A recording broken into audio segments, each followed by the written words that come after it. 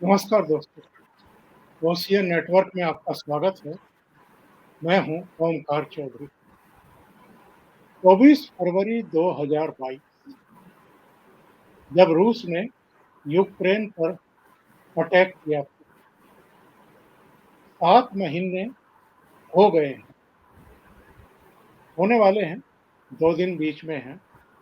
7 महीने में जो सूचनाएँ मिल रही हैं, अब तक इस युद्ध में करीब 30,000 लोगों की डेथ हो चुकी है, करीब 53,000 लोग घायल हो गए हैं। इसके अलावा 1 करोड़ 40 लाख लोगों को अपने घर-बार छोड़ कर के दूसरी जगहों पर जाना पड़ा है। 1,40,000 के आसपास जो आवास हैं या आपके व्यावसायिक प्रतिष्ठान हैं, वो डिस्ट्रॉय हो गए हैं और जो नुकसान हुआ है, उसका तो कोई अंदाज़ा ही नहीं है।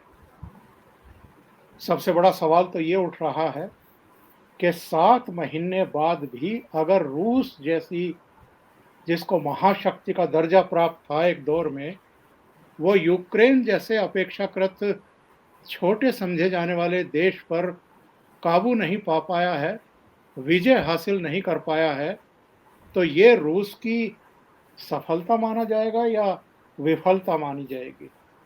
नंबर 2, अभी जो रूस के राष्ट्रपति पुतिन साहब ने ऐलान किया है कि हम 3 लाख अतिरिक्त सैनिक जुटा रहे हैं, ये भी एक प्रश्न खड़ा करता है कि क्या रूस ने अपनी विफलता कबूल कर ली है एक तरीके से? हालाँकि जो सामरिक जानकार हैं, उनका कहना ये है कि कहीं इस कुंठा में, कहीं इस विफलता में और जो बदनामी भी हो रही है एक तरीके से, इससे कहीं अंदर से परेशान होकर के परमाणु अस्त्रों का इस्तेमाल तो नहीं कर बैठेंगे पुतिन यूक्रेन के खिलाफ?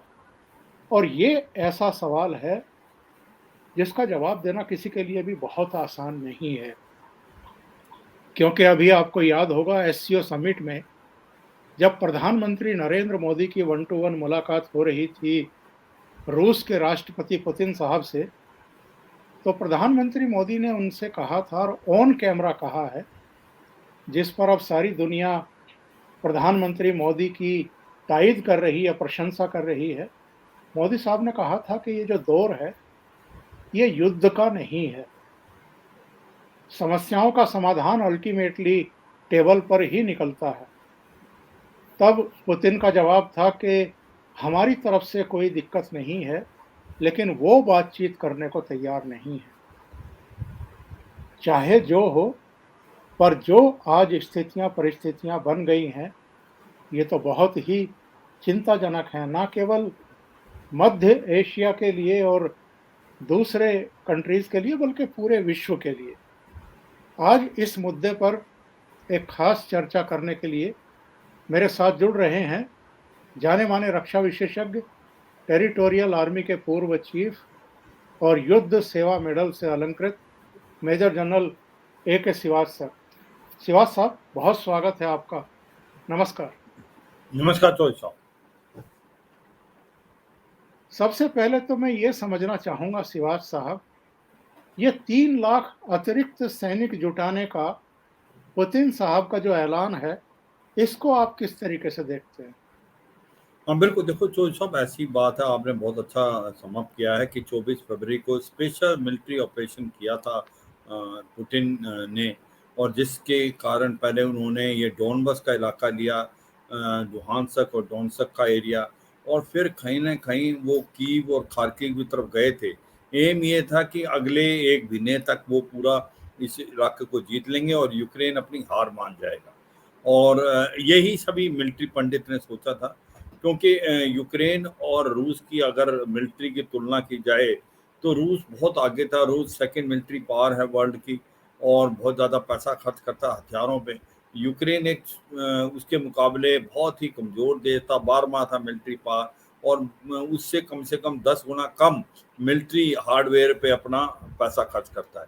तो ये किसी ने सपने में नहीं सोचा था कि इतने दिन लग जाएंगे और पलटा बदल जाएगा जिस प्रकार से अब पलटा बदलता जा रहा है। तो ये एक प्रकार से बहुत बड़ी चिंता का विषय है पुतिन के लिए कि कहाँ तो वो चले थे पूरे यूक्रेन को लेने के लिए, और अब ऐसी सिचुएशन आ गई यूक्रेन उस सिचुएशन पहुंच गया, जो इलाका इन्होंने डॉनबस का ले लिया था वो भी धीरे धीरे यूक्रेन वापस ले रहा है। 9,000 स्क्वायर किलोमीटर का इलाका जीत लिया है वापस। और जो खार्किव है, जो कि फाइनेंशियल कैपिटल माना जाता है, जो कि वो ईस्टर्न क्रेसेंट का हिस्सा बना रहा था रूस। एक टाइम में रूस ने ये सोचा कि हो सकता है अब यूक्रेन को जीतना मुश्किल है, हम ईस्टर्न क्रेसेंट ले लेते हैं, जो कि खार्किव से स्टार्ट होके डॉनसक का एरिया, लुहानसक का एरिया, मरियापोल, क्रीमिया, और फिर उसके बाद उड़ीसा और खारासोन, और इससे इस इलाके को हम एक प्रकार से बफर जोन बना लेंगे। मगर अब जिस प्रकार से सिचुएशन है कि पलटा इतना बदल गया है कि यूक्रेन धीरे धीरे इन सभी इलाकों को वापस ले रहा है, और इससे उसको लगता है कि जो इलाका लिया था डॉनबस का एरिया भी, कहीं ऐसा तो नहीं है कि यूक्रेन इसको भी वापस ले लेगा। तो ये बहुत बड़ी चिंता का विषय है पुतिन के लिए, इसलिए, और बहुत ज्यादा हंसी हो रही है उसकी पूरे वर्ल्ड में। अब उसने सोचा है कि दोबारा इसके ऊपर हमें स्ट्रेटेजी बदलनी चाहिए। इन्होंने, क्योंकि इनके पास मैन पावर की कमी थी, वैसे तो इनके पास 20 लाख की एक स्ट्रॉन्ग मिलिट्री है, मगर वो ज्यादातर आपकी कॉन्स्पिरेशन आर्मी है। तो अब इन्होंने पार्शल मोबिलाइजेशन की है और 3 लाख के करीब जो रिजर्विस्ट थे वो भी बुलाए हैं, और मुझे लगता है कि चंद एक दिनों में ये दोबारा हमला करेंगे, और वो हमला जो है वो बहुत ज्यादा ही भयानक होगा, और उसके अंदर हथियारों का इस्तेमाल बहुत ज्यादा होगा। चौधरी साहब, और इसमें कितनी सच्चाई है जो पुतिन ने कहा है? क्या वो केवल पोजिशनिंग कर रहे हैं यूरोप के खिलाफ, नेटो देशों के खिलाफ और अमेरिका के खिलाफ, कि ये सारे देश, खास तौर से जो यूरोपीय देश हैं, नेटो देश हैं, वो अमेरिका के साथ मिलकर के रूस को कमजोर करना चाहते हैं, खंडित करना चाहते हैं, अल्टीमेटली नष्ट कर देना चाहते हैं। और एक तरीके से उन्होंने पश्चिमी देशों पर परमाणु ब्लैकमेलिंग करने का आरोप भी लगाया है। क्या पोजिशनिंग ले रहे हैं पुतिन, ताकि बड़ी और कड़ी से कड़ी कार्रवाई कर सकें यूक्रेन के खिलाफ? हाँ बिल्कुल, देखो दो बातें हैं इसमें। ये सच्चाई है कि ये बहुत अच्छा मौका मिल गया है अमेरिका को कि वो यूक्रेन का इस्तेमाल करके रूस को कमज़ोर कर रहा है, इसमें कोई शक नहीं। क्योंकि जो हथियार दिए जा रहे हैं नेटो और अमेरिका से, उन्होंने पूरा गेम चेंज कर दिया। पहले जो उन्होंने हथियार दिए आपके सिंगर मिसाइल, जो कि एंटी एयरक्राफ्ट मिसाइल है, फिर जेवलिन जो कि एंटी टैंक मिसाइल है, और स्विच ब्लेड ड्रोन, उससे धीरे धीरे इतना नुकसान हुआ रूस की फौज का, उसके टैंक जो हैं बहुत ज़्यादा बर्बाद हुए, बस्तरबंद गाड़ियाँ। और अब उन्होंने इनको ऑफेंसिव हथियार दिए हैं जिसके अंदर हाई मार्स है, जो high mobility arty rocket system है, उसने पूरा ही पलटा बदल दिया है। और जिस प्रकार से बस्तरबंद गाड़ियाँ और टैंक्स दिए हैं, तो ये धीरे धीरे जिस प्रकार से यूक्रेन जीत रहा है, उसकी मेन श्रेय जाता है जो हथियार अमेरिका ने और नेटो कंट्री ने दिए। और अब अमेरिका चाहता है कि किसी तरीके से इसको लपेटा जाए। रूस जितनी ज्यादा देर ये लड़ाई चलेगी, रूस कमजोर होता जाएगा। दो बातें हैं, एक तो उसकी मिलिट्री नुकसान होता जा रहा है, बहुत हैवी कैजुअलिटी हो गई है, किसी अंदाजे से वो 10-15 हजार से ज्यादा है। उसके बाद उसकी जो इकोनॉमी कमजोर होती जा रही है, और यूक्रेन लड़ने को तैयार है, अमेरिका और नेटो उसको हथियार देने को तैयार हैं। तो नुकसान जो हो रहा है यूक्रेन को हो रहा है और रूस को हो रहा है। तो ये सच्चाई है कि रूस जो है अब को महसूस होने लगा है कि अमेरिका ने और नेटो कंट्री जिस प्रकार से उसको ब्लैकमेल कर रहे हैं, जिस प्रकार से यूक्रेन को हथियार दे रहे हैं, एक उससे रूस बहुत ज़्यादा कमज़ोर हो रहा है। आने वाले समय में जो वो मिलिट्री पावर था नंबर 2 वो तो अभी नजर नहीं आ रहा, इकोनॉमिकली बहुत कमजोर हो जाएगा और वो कहीं ना कहीं चीन का सेकंड फीडर बनेगा, क्योंकि चीन पे डिपेंडेंसी बढ़ेगी और जो गैस और ऑयल और जो मिलिट्री हार्डवेयर बेचता था उसमें भी कमी आएगी। और ऐसे में ये एक चिंता का विषय है। पुतिन ने, मुझको लगता है, गेम समझ आ गई है कि अमेरिका एक गेम खेल रहा है रूस के साथ, रूस को कमजोर करना इकोनॉमिकली और मिलिट्रीली। चौधरी साहब। और शिवाज सर, ये तो अब तक बिल्कुल स्पष्ट हो गया है कि यूक्रेन के पास उतने ना तो संसाधन थे, ना हथियार थे, और किसी ज़माने में परमाणु शक्ति संपन्न देश हुआ करता था, पर बाद में नहीं रहा। अब जितना भी मदद उसको मिल रही है, जितना भी वो लड़ पा रहा है, क्योंकि यूरोपीय देशों से या अमेरिका से उसको अस्त्र-शस्त्र और मदद मिल रही है, इसलिए लड़ रहा है। कहीं ऐसा तो नहीं है कि यूक्रेन जो है वो पश्चिमी देशों का टूल बन के रह गया है? और जैसे मैंने आंकड़े दिए शुरू में कि कितनी भारी बर्बादी यूक्रेन को झेलनी पड़ी है, और आपने बताया है कि कोई रूस की भी इकोनॉमी इतनी बढ़िया नहीं है, वो भी बर्बाद हो रहा है। तो कहीं न कहीं हम ये मान लें कि यूक्रेन को टूल बना लिया है अमेरिका और दूसरे देशों ने, और एक तरीके से वो टूल बन भी गया है और बर्बादी के कगार पर पहुंच चुका है पूरी तरीके से। हाँ, इसमें कोई शक नहीं है कि जो यूक्रेन है बिल्कुल नाटो और अमेरिका का टूल बन गया है और एक प्रकार से 70 से 80% के करीब जो यूक्रेन बर्बाद हो गया। ये यूक्रेन को बहुत भारी नुकसान हुआ है। मगर एक चीज़ हमें समझनी पड़ेगी, ये इस बात में दो राय नहीं कि यूक्रेन का मनोबल बहुत बड़ा रहा, और चाहे कुछ भी कहो, ज़ेलेंस्की जो भी जैसे लीडर हैं वो इंस्पायरेशन लीडरशिप, आज तक भी कोई आवाज़ नहीं आ रही यूक्रेन की कि हम बहुत ज़्यादा इकोनॉमिकली कमज़ोर हो गए। वो अभी भी रूस के साथ लड़ने को तैयार है। वो यही सोचते हैं बार-बार कि जो रूस ने युद्ध किया है यूक्रेन पे वो गलत किया है। मगर ये सच्चाई है कि आज की तारीख में अमेरिका और नाटो कंट्री ने यूक्रेन का इस्तेमाल किया है, यूक्रेन को हथियार दिए हैं, यूक्रेन लड़ रहा है। यूक्रेन को लगता है बैक, जिस प्रकार से हथियार ही नहीं, कहीं न कहीं इन्होंने मैन पावर की सपोर्ट भी दी है, जो लोगों को पता नहीं चला है। मगर ये सच्चाई है कि आज की तारीख में यूक्रेन खुद तो बर्बाद हो गया है, उसने बहुत ज़्यादा डैमेज भी किया है रूस के ऊपर, और रूस की जो फौज है वो अब वापस रिट्रीट कर लिया है। ये एक बहुत बड़ा धक्का है पुतिन के लिए, और जो इलाका उसने जीत लिया था वो भी घुमाता जा रहा है। तो ये सच्चाई है कि इस लड़ाई के अंदर यूक्रेन एक मोहरा बन गया है। ये लड़ाई है अमेरिका और रूस की, और ये यूक्रेन के कंधे से लड़ाई हो रही है, और नुकसान यूक्रेन को, रूस को हो रहा है। यूक्रेन बर्बाद हो जाएगा, उसकी इकोनॉमी बिल्कुल शटर्ड है, पूरा उसके जो मेन टाउन थे वो बर्बाद, और इसी प्रकार से रूस जो है वो भी इकोनॉमिकली कमजोर होगा। ये हमें समझना चाहिए, क्योंकि उसकी जो मेन सोर्स ऑफ इनकम है वो है जो आपकी गैस और एनर्जी, जो फ्यूल, और दूसरा है मिलिट्री हार्डवेयर। दोनों पे बहुत फर्क पड़ा है, क्योंकि धीरे धीरे जो यूरोप जहां पर 40 से और 35% ऑयल और गैस देता है, वो उनकी डिपेंडेंसी रूस से हटेगी, और फिर रूस का जो ऑयल और गैस बिकेगा नहीं, इतना उसको मार्केट नहीं मिलेगा जितनी मार्केट अभी है। और दूसरा है जो मिलिट्री हार्डवेयर थे उसके, वो जिसमें भारत भी खरीदता था, 40 से 50% तक आ गया था अभी, और बाकी देश भी खरीदते, उनमें बहुत ज्यादा जो एक प्रकार से रुकावट आई है दो बातों से। एक तो कि वहां पर हथियार बन पा नहीं रहे हैं, और हमें भी स्पेयर पार्ट्स नहीं मिल पा रहे हैं। दूसरा जो मिलिट्री टेक्नोलॉजी है वो रूस की काफी पुरानी हो गई है कंपेयर टू अमेरिकन और यूरोपियन देश। अगर किसी को हथियार खरीदने हैं तो वो मॉडर्न हथियार खरीदेगा, ना कि पुरानी टेक्नोलॉजी।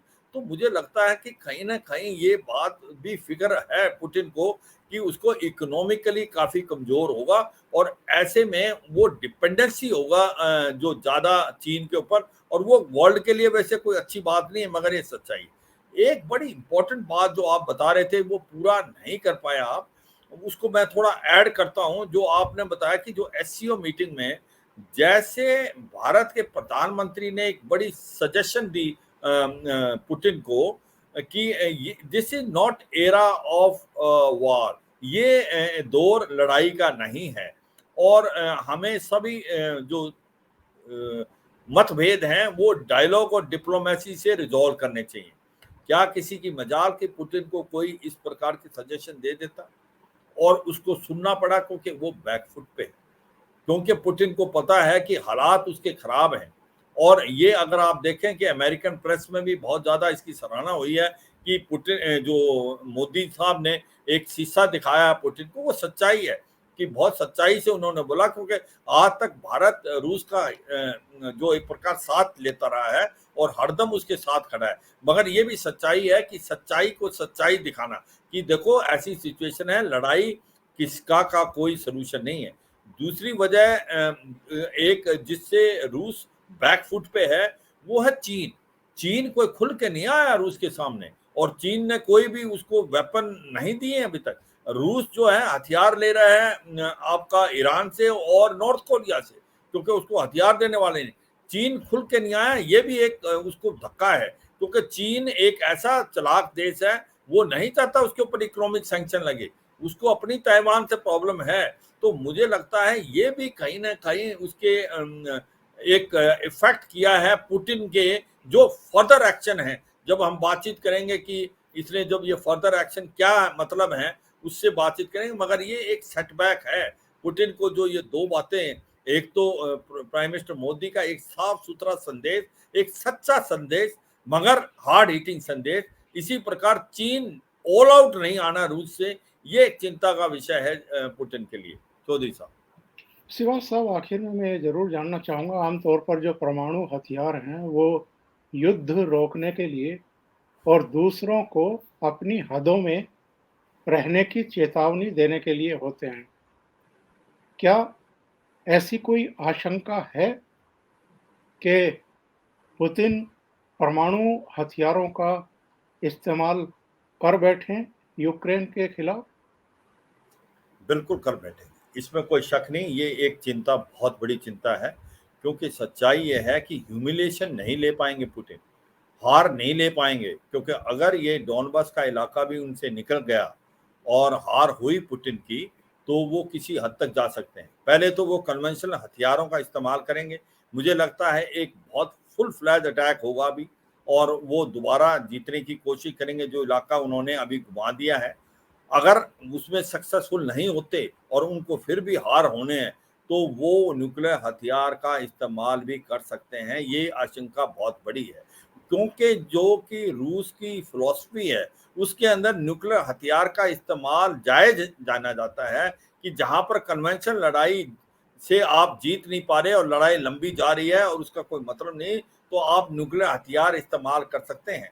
और जो फिलॉसफी है अभी, जिस प्रकार से बार बार पुतिन कह रहे हैं कि इसको हल्के में ना लें, ये सच्चाई है, इसको पूरा वर्ल्ड समझना चाहिए कि इस जो वार्निंग को नहीं लेना चाहिए हल्के में, क्योंकि पुतिन किसी हद तक जा सकते हैं, वो हार सहन कर सकते हैं, ह्यूमिलेशन नहीं सहन कर सकते। और अगर आपने पुतिन को ह्यूमिलेट किया तो जो है पुतिन ऐसा कर सकते हैं कि न्यूक्लियर हथियार का इस्तेमाल हो। मुझे लगता नहीं कि होना चाहिए, मगर ऐसी आशंका बनी हुई है। बहुत मिलिट्री पंडित कह रहे हैं कि आप ऐसा सोच नहीं सकते कि कुछ कर दे, मगर ये कर सकता है। अब जो कार्रवाई करना चाहता है रूस, वो 23 से 27 तक एक रेफरेंडम कराना चाहता है। मैं अपने व्यूअर्स को बताएं कि जब 2014 में इन्होंने क्रीमिया को लिया था, तो उस टाइम रेफरेंडम किया था, और क्रीमिया में ऑल जो सब कम से कम 70 से 80% पॉपुलेशन ने बोला था हम रूस के साथ मिलना चाहते हैं। तो ये जो इलाका है डॉनबास का, उसके बाद आपका जापोरिजिया जहां पर न्यूक्लियर प्लांट है, और खरासोन जो कि एक प्रकार ब्लैक सी के साथ ही है, वो इलाका में ये 23 से 27 को रेफरेंडम कराना चाहते हैं। और डॉनबास के इलाके में 55 से 60% रशियन स्पीकिंग लोग हैं, 18% के पास रशियन पासपोर्ट है।